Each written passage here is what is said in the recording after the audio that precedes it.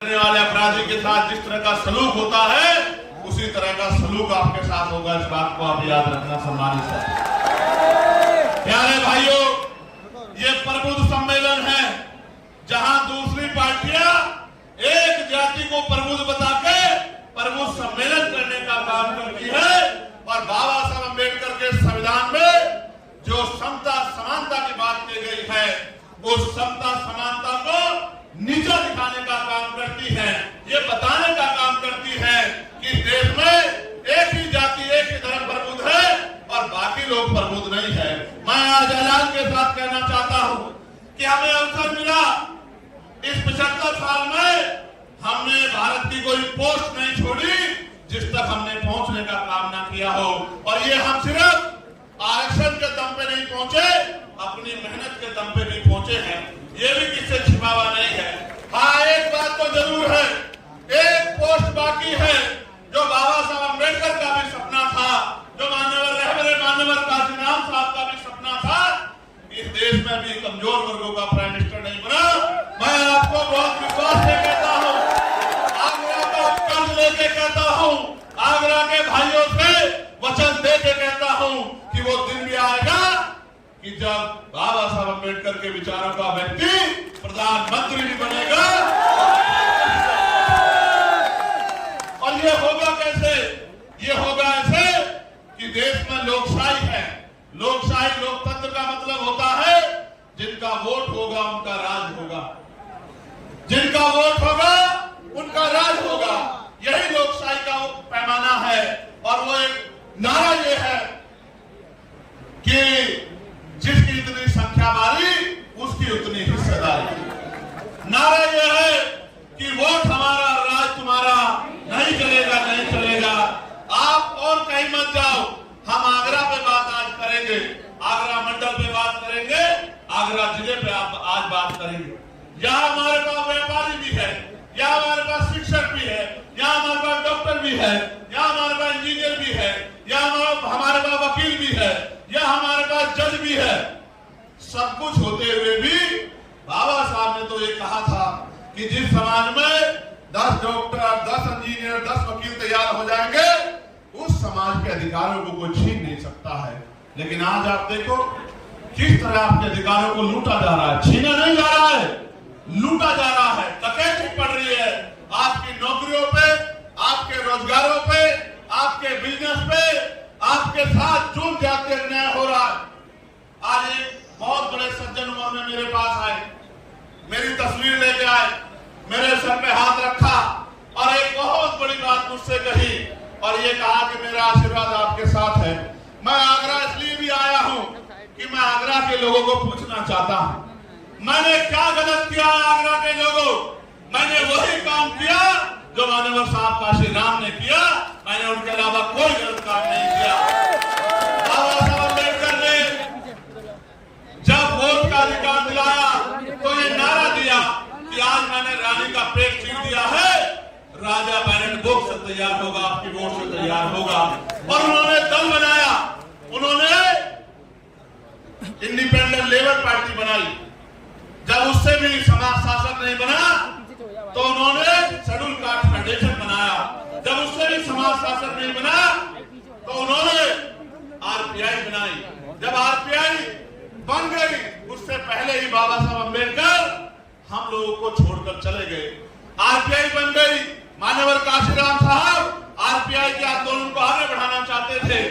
वो क्लास 1 के अधिकारी थे, डीआरडीओ में साइंटिस्ट थे, नौकरी छोड़ दी, परिवार छोड़ दिया, शादी नहीं कराई, सारी संपत्ति को त्याग दिया और भूखे प्यासे समाज को समझाने निकल गए। जब वो समाज को समझा रहे थे तो समाज कांग्रेस को वोट देता था, अन्य पार्टियों को वोट देता था। जब काशीराम समझाने जाते थे मान्यवर तो हमारे लोग ये कहते थे कि काशीराम आगे है और हमें शासक बनाने की, हुक्मरान बनाने की बात कर रहे हैं। इन्होंने अपनी तो नौकरी छोड़ दी है और हमारे बच्चों के नौकरी के रास्ते भी बंद करना चाहते थे। साहब ने घर घर जाकर समझाया, अपमान भी सहा, तिरस्कार भी सहा, आरोप भी सहे। यही दूसरी पार्टियों के लोग उनको CIA का एजेंट कहते थे तमाम परेशानियां उठाने के बाद उन्होंने अपना लक्ष्य नहीं छोड़ा और जब आरपीआई ने मौका नहीं दिया तो उन्होंने अपनी पार्टी बनाई, अपना संगठन बनाया, समाज की जड़ें पैदा की, घर घर जाकर लोगों को जगाया, गिरे पड़े समाज में नेता बनाने का काम किया और आज उनकी बदौलत उनसे सीख लेके मेरे जैसे लोग, आपके जैसे लोग तैयार होके पिछले आंदोलन में आहुति देना चाहते थे, उसी आंदोलन को कामयाब करना चाहते थे, उसी आंदोलन को दिल्ली ले जाना चाहते थे, लेकिन जब उन्होंने दरवाजे बंद कर लिए तो समाज की रक्षा के लिए और महापुरुषों के कारवा को आगे बढ़ाने के लिए, बाबा साहब अम्बेडकर के वोट के अधिकार की रक्षा करने के लिए और जुल्म जाति को रोकने के लिए हमने भी संगठन बनाया, समाज की सेवा की, चेले काटी, लाठियां खाई, दांत तोड़ दिए गए, रीढ़ की हड्डी तोड़ दी गई, तमाम तरह के जुल्म किए, इनसे भी पेट नहीं भरा तो गोली चलाई गई। आप सबके सहयोग आशीर्वाद से और महापुरुषों के आशीर्वाद से गोली से भी बच गया, फिर संघर्ष करता रहा, जान की परवाह नहीं की, साथियों ने मदद की, एक एक पैसा जुटाया, नगीना में चुनाव लड़के आपकी आवाज को बुलंद करने का काम किया, पार्लियामेंट में आपकी आवाज को उठाने का। जब माननीय काशीराम साहब ने बाबा साहब की बात को आगे बढ़ाने के लिए आरपीआई में मौका न मिलने के बाद बाबा साहब के रास्ते को, बाबा साहब के सपने को, बाबा साहब के संघर्ष को आगे बढ़ाने के लिए जब उन्होंने पार्टी बनाई तो मैंने भी जब पिछले आंदोलन में मौका नहीं दिया, तमाम तरह के आरोप लगाए, आपकी रक्षा सुरक्षा के लिए, आपके हक अधिकारों के लिए आजाद समाज पार्टी के रूप के नाम पर दल बना के आपकी शक्ति बनाने का काम किया। और आप ये बताओ, जब व्यापारी भाइयों ने मुझे एक डिमांड भेजी कि भैया टैक्स में छूट होनी चाहिए, तो बताओ आगरा के साथियों, मैंने उस आवाज को उठाने का काम किया है नहीं किया और आपकी मदद कराने का काम किया नहीं किया। सम्मानित मेरे भाइयों, कह रहा हूं, अभी तो एक आदमी आपका पार्लियामेंट में गया है, अगर आप ताकत बना दोगे आने वाले समय में तो आगरा के जो जूता व्यापारी हमारे भाई हैं, इनकी एक एक डिमांड को एक ही दिन के अंदर पूरा कराने का काम करूंगा। प्यारे भाइयों, जब यहाँ पर बुध विहार को तोड़ने के लिए रेलवे ने नोटिस दे दिया, आप ये बताओ पार्लियामेंट में उसकी आवाज उठा के वो बुध विहार रुकवाने का काम किया नहीं किया, आप लोग मुझे बताओ। और मैंने मंत्री जी से मिलकर कहा कि आप अभी आगरा को जानते नहीं हो, मैं आगरा को जानता हूं। आगरा के लोगों का जब दिमाग खराब होता है तो आगरा से दिल्ली दूर नहीं है। प्यारे साथियों, याद है ना बाबा साहब ने क्या कहा था? 18 मार्च 1956 को इसी आगरा की धरती पर उन्होंने कहा था कि मुझे मेरे पढ़े लिखे लोगों ने धोखा दिया है, मैं इस समाज को, इस कारवा को जहां तक पहुंचाना चाहता था वहां तक नहीं पहुंचा पाया हूं।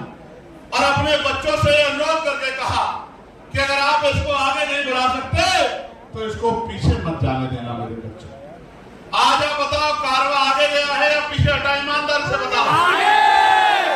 नहीं, मैं समझता हूं कि आपको गंभीरता सोचना चाहिए कि कारवा आगे इसलिए नहीं गया कि आज भी जाति धर्म के आधार पर जुल्म, जाति अन्याय, अत्याचार जारी है और आज भी हम लोग रोटी रोटी के लिए मोहताज हैं। आज भी हमारी बहनों का अपमान होता है। अभी आपको कुछ दिन पहले याद होगा कि मुझे मथुरा आना पड़ा था। क्यों आना पड़ा था मथुरा? पता है नहीं पता है? लेकिन मैं उस परिवार का भी धन्यवाद दूंगा जिसने मेरी बात को मानकर उन दोनों बच्चों को जो है सम्मान का जीवन दिलाने का काम किया। इसके लिए भी मैं डॉक्टर बाबा साहब अम्बेडकर को धन्यवाद देता हूं, माननीय काशीराम साहब को धन्यवाद कि उन्होंने उनके संघर्ष से, उनके रास्ते पर चल के आज समाज में प्यार, विश्वास तो पैदा हो गया है कि जो बात हमारा भाई कह रहा है हमें उसको मानना चाहिए। मैं जानता हूं कि ये जगह छोटी है और लोग ज्यादा हैं, मैं इस बात को मानता हूं, लेकिन मैं आपके संघर्ष, आपकी ताकत को भी जानता हूं। अगले 30-40 मिनट इसी तरह से डटे रहिए कि लोगों को ये पता लग जाए कि अब समय बदलने वाला है, अब गरीबों के घरों में भी रोशनी पहुंचेगी, अब समय बदलने वाला है। प्यारे साथियों, बाबा साहब ने और कुछ भी कहा था जिसकी तरफ मैं आपका ध्यान आकर्षित करूंगा। 18 मार्च 1956 को उन्होंने कहा, अब मैं बूढ़ा हो चला हूं, बीमार रहता हूं, जहां तक लोगों को जगाना चाहता था ग्रामीण क्षेत्रों तक जगा नहीं पाया हूं। मैं अपने चारों तरफ देखता हूं, एक भी ऐसा नौजवान दिखाई नहीं देता जो इस तंबू का बंबू बन के इस आंदोलन को आगे बढ़ा सके। इसलिए मैं समाज से अपील करता हूं कि समाज आगे निकल के आए और इस आंदोलन को चलाए। तो काशीराम साहब क्या कहते हैं कि मुर्दा लोग मिशन नहीं चलाते और जिंदा लोग मिशन को नहीं रुकने देते। आज मैं आपको एक सच्चाई बताता हूं, क्या और लोगों की तरह मैं किसी दूसरे दल में जाके एमपी एमएलए नहीं बन सकता था? क्या बताओ ईमानदारी से? बन सकता था, नहीं बन सकता था? लेकिन क्या मैं वहां बाबा साहब अम्बेडकर और माननीय काशीराम साहब के विचारों का प्रचार प्रसार कर सकता था क्या भाई? आज तो हर कोई बाबा साहब की बड़ी सी फोटो लगाता है, लगाता है, नहीं लगाता है? क्यों लगाता है पता है क्यों?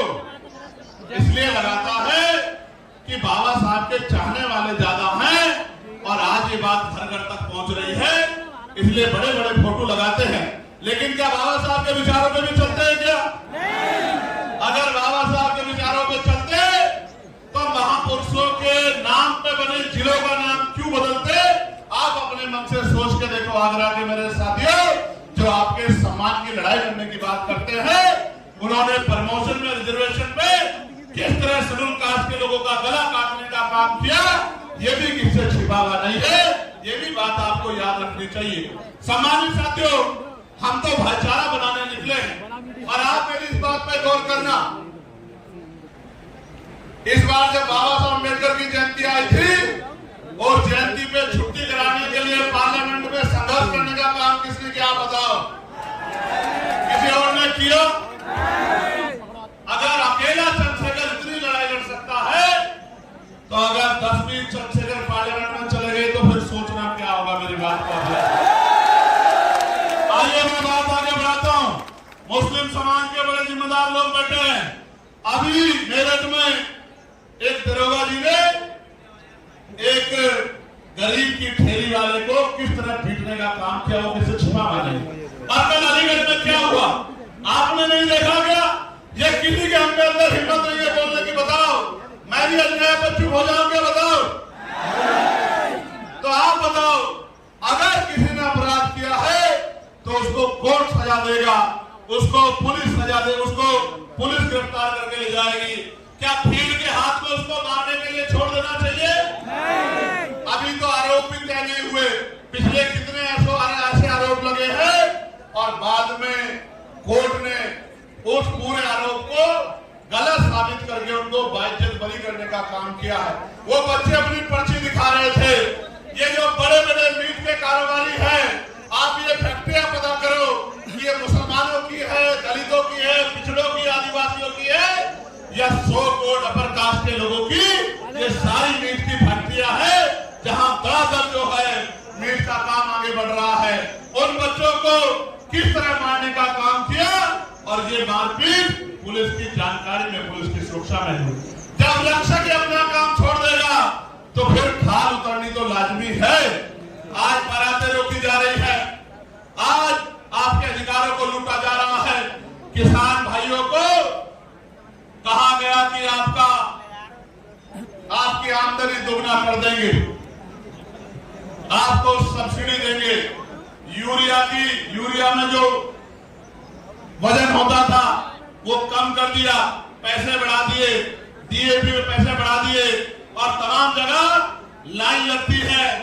गर्मी में, सर्दी में, बारिश में किसान परेशान होता है और उनसे कहा गया बिजली के दाम कम करेंगे, कोई दाम कम नहीं करे, बिजली का बिल माफ करेंगे, कोई बिजली का बिल माफ नहीं किया और किसान परेशान है और सुसाइड कर रहा है और किसानों के हितैषी बताने वाली सरकार चैन से पढ़ के सो रही है।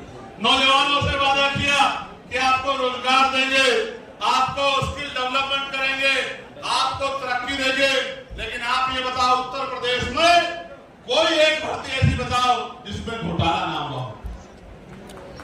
भर्ती बाद में आती है, पहले पेपर लीक हो जाता है, नहीं हो जाता है। भर्ती बाद में आती है, पेपर लीक हो जाता है।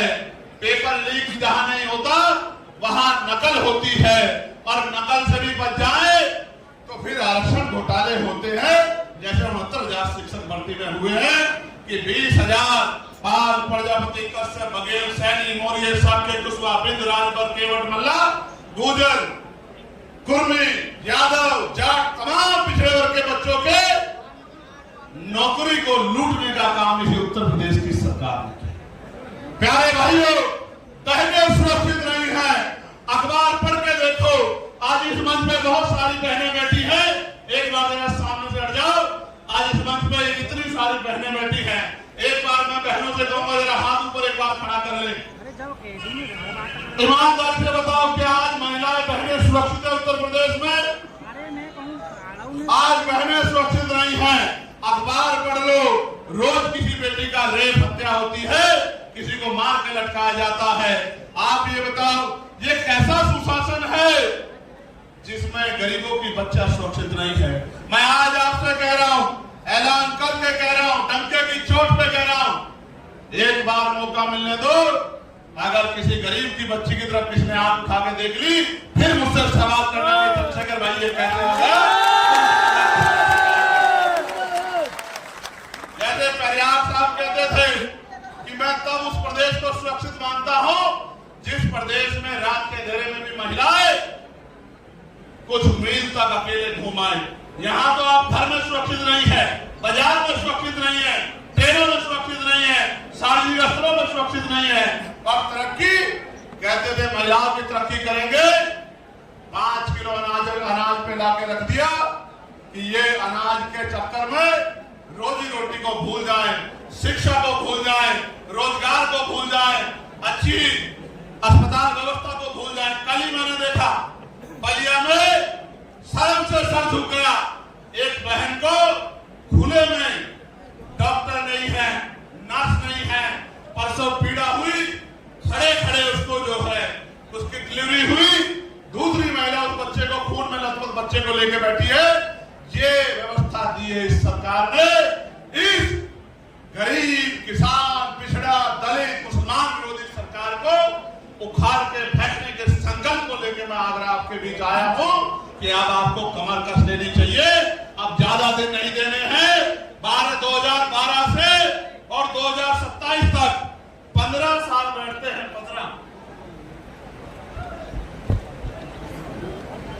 15 साल बैठते हैं।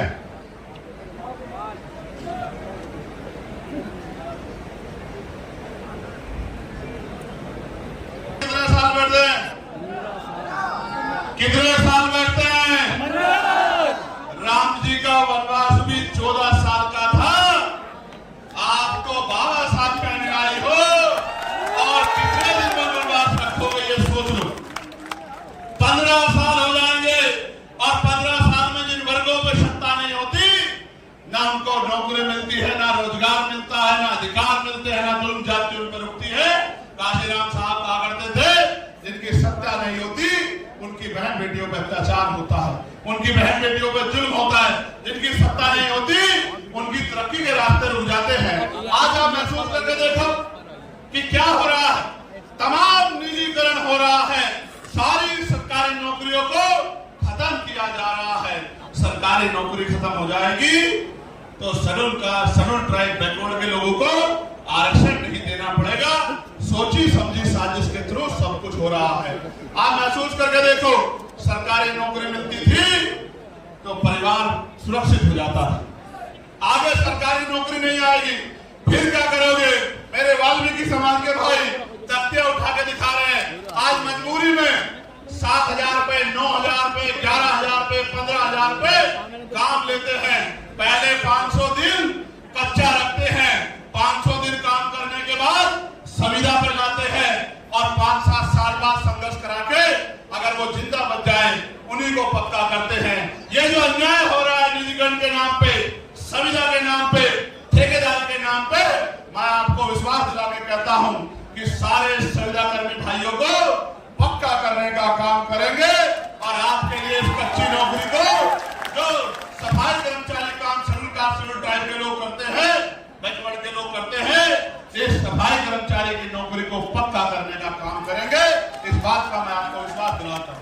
और मैं तो चाहता हूं कि आप भी इस काम को छोड़ के जो schedule caste schedule tribe backward के लोग करते हैं, छोड़ो भी, ये उनको दे दो जो बहुत शुद्ध बनते हैं देश में, ये काम उनको दे दो।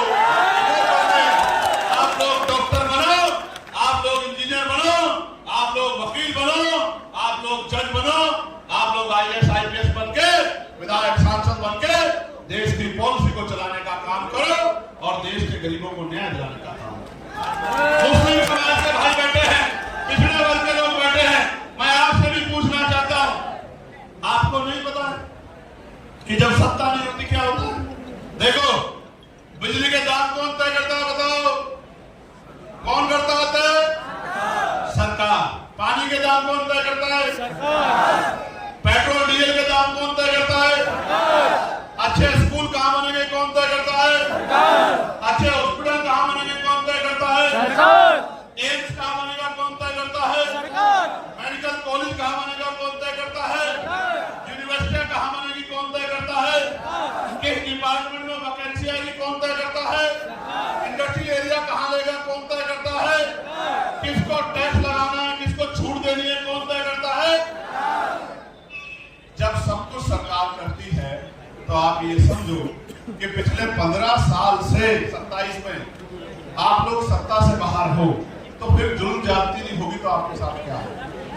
आज मैं आपको विश्वास के साथ कहता हूं, आगरा के मेरे भाइयों, व्यापार मंडल के साथियों, भीम नगरी के साथियों, तमाम संगठनों के साथियों, पूरा मुस्लिम समाज आपकी तरफ देख रहा है कि अगर ये शेड्यूल कास्ट के लोग, शेड्यूल ट्राइब के लोग, बैकवर्ड के लोग चंद्रशेखर के साथ, आजाद समाज पार्टी के साथ खड़े हो जाए तो हम बाकी दलों को लात मार के चंद्रशेखर आजाद के साथ जाके खड़े हो जाएंगे। ये बात आज सबके मन में है। आप कहीं जाके पूछो, जिन पार्टियों को वोट देते थे, थक गए उन पार्टी को वोट देते थे, और उन पार्टियों से उत्तर प्रदेश की सत्ता भी नहीं हटाई जा सकती। सत्ता तब हटेगी जब शेड्यूल कास्ट, बैकवर्ड और मुस्लिम इकट्ठा होगा। खाली एक जाति के वोट से नहीं हट सकती है। इसलिए मैं आपको कहता हूं, अब आपको बूथ का संगठन बनाना है, सेक्टर का संगठन बनाना है, घर घर जाके व्यवहार पैदा करके भाईचारा कमेटियां बनानी है, बहनों को जागरूक करके, बहनों के सम्मान की रक्षा करते हुए उनके आने वाले कल को बताकर आपको उनको तैयार करना है। पढ़ने वाले बच्चों को स्कूल की तरफ ले जाना है, संघर्ष करने वाले बच्चों को रोजगार की तरफ ले जाना है, जिन पे घर नहीं है उनको पक्का मकान, और जमीन भी नहीं है तो जमीन और पक्का मकान बनाकर देने का काम हम लोग करेंगे। इस बात का भी मैं आपको विश्वास दिलाता हूं। 3 चीजें हम लोग प्रमुखता से करेंगे।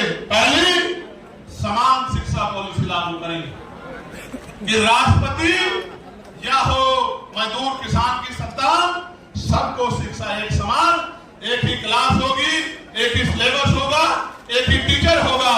किसान का बच्चा भी वहीं पढ़ेगा और विधायक का बच्चा भी वहीं पढ़ेगा, जिलाधिकारी का बच्चा भी वहीं पढ़ेगा, SSP का बच्चा भी वहीं पढ़ेगा। तब आप देखना, ये जो प्राइवेट स्कूलों में जेब कटाई हो रही है ये बंद हो जाए। दूसरा, समान हेल्थ पॉलिसी लागू करेंगे। इलाज की कमी के कारण मैंने अपने पिता को खो दिया। उस दिन संकल्प कर लिया कि किसी के पिता को बचाने के लिए जो भी जान लगानी पड़ेगी वो जान लगाने का काम करूंगा। सड़कों पर संघर्ष किया, आवाज उठाने का काम किया, तमाम लड़ाई लड़ने का काम किया। फिर बाद में समझ आया कि बिना सत्ता के पॉसिबल नहीं है। क्यों पॉसिबल नहीं है?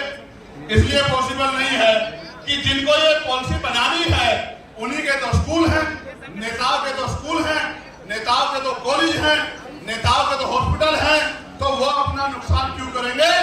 इसलिए उस दिन समझ में आया कि सत्ता बनानी पड़ेगी, बाबा साहब की बात माननी पड़ेगी। बाबा साहब ये कहते हैं, political power is the master की, इट इज द मास्टर की, by which can you open and each every door of your success. कि आप अपनी सारी परेशानियों के रास्ते खोल सकते हैं, दरवाजे खोल सकते हैं, अगर सत्ता आपके पास है। फिर सड़कों पर निकल गए, धूल फाकी, जुल्म जाति सही, अन्याय में लड़ते रहे, नगीना के साथियों का। आप भी दोनों हाथ उठा के धन्यवाद दो नगीना का कि नगीना के लोगों ने आपको मौका दिया, और जब आपको मौका दिया तो पूरे देश ने आपका हुनर देखने का भी काम किया। आज मैं मुस्लिम भाइयों को बता रहा हूं, 29 तारीख में मुजफ्फरपुर में, बिहार में वक्फ के विरोध में और पीटीएमसी एक्ट जो है, जो बोधगया पे अवैध कब्जा किया गया है, उसके विरोध में 29 तारीख को रैली है, जहां सब लोग चैन से बढ़कर सो रहे हैं। इस हक की लड़ाई को लड़ने का काम भी आजाद समाज पार्टी काशीराम और भीम आर्मी कर रही है। ये बात भी मैं आपको बताना चाहता हूँ।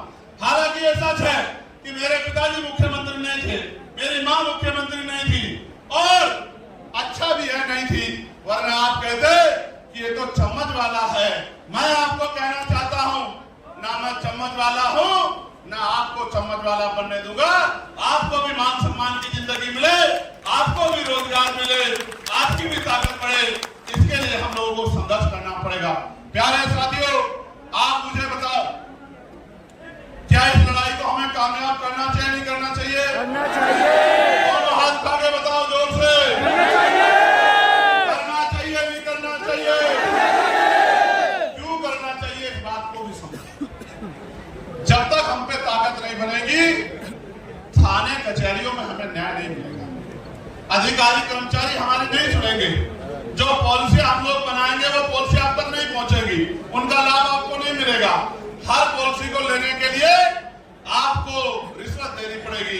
ये बात भी मैं नहीं मानता सही, इसलिए हर पटल पे हमें काम करना है।